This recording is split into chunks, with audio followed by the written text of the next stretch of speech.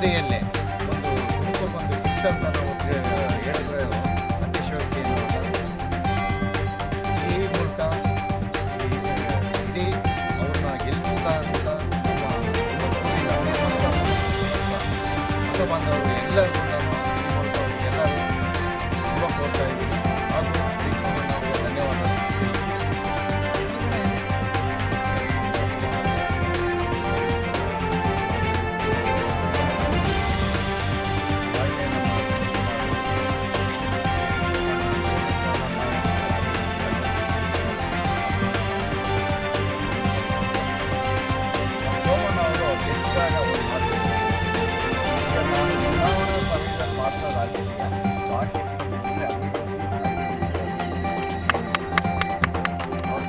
ಬೇರೆ ರಾಜಕಾರಣಿಗಳ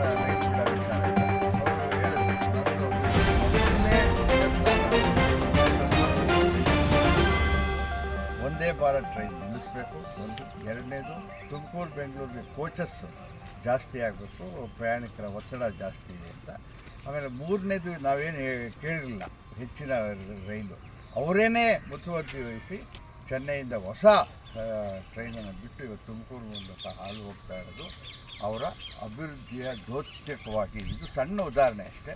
ಈಗಾಗಲೇ ಅವರು ನಮ್ಮ ರಾಯದುರ್ಗ ಮತ್ತು ದಾವಣಗೆರೆನ ಅದಕ್ಕೆ ಸೇರೋಂಥ 600 ಕೋಟಿ ರೂಪಾಯಿ ಮೂಲೆ ಗುಂಪಾಗಿತ್ತು, ಅದನ್ನು ಬಿಡುಗಡೆ ಮಾಡಿಸಿದ್ದಾರೆ.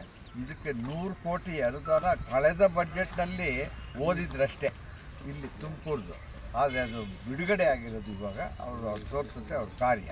ಆದ್ದರಿಂದ ನಾವು ಗೆಲ್ಲಿಸಿರೋದು ನಮ್ಮ ಭಾಗ್ಯ. ಏನಪ್ಪ ನಮ್ಮೆಲ್ಲರ ಬೇಡಿಕೆ ಏನಪ್ಪ ಅಂದರೆ ಅವರಲ್ಲಿ ಹೆಚ್ಚಿನ ಕೆಲಸವನ್ನು ನಾವು ತಗೋಬೇಕು. ಅದು ನಮ್ಮ ಕೈನಲ್ಲಿದೆ. ಅವ್ರು ಏನು ಹೇಳ್ತಾರೋ ಅದನ್ನು ಮಾಡ್ತಾರೆ. ಸೊ ಅದನ್ನು ಮಾಡಬೇಕು ಅಂತ ಹೇಳಿ ಇಲ್ಲಿ ನೆರೆದವರಿಗೆಲ್ಲ ಹೊಲಿಸಿ ಈ ಒಂದು ಸೋಮಣ್ಣನವರ ಶಕೆ ಇಲ್ಲಿ ಚೆನ್ನಾಗಿ ಪ್ರಾರಂಭ ಆಗಲಿ ಅಂತ ಹೇಳಿ ನನ್ನ ಆಲೋಚನೆ. भारत माता की जय, भारत माता की जय,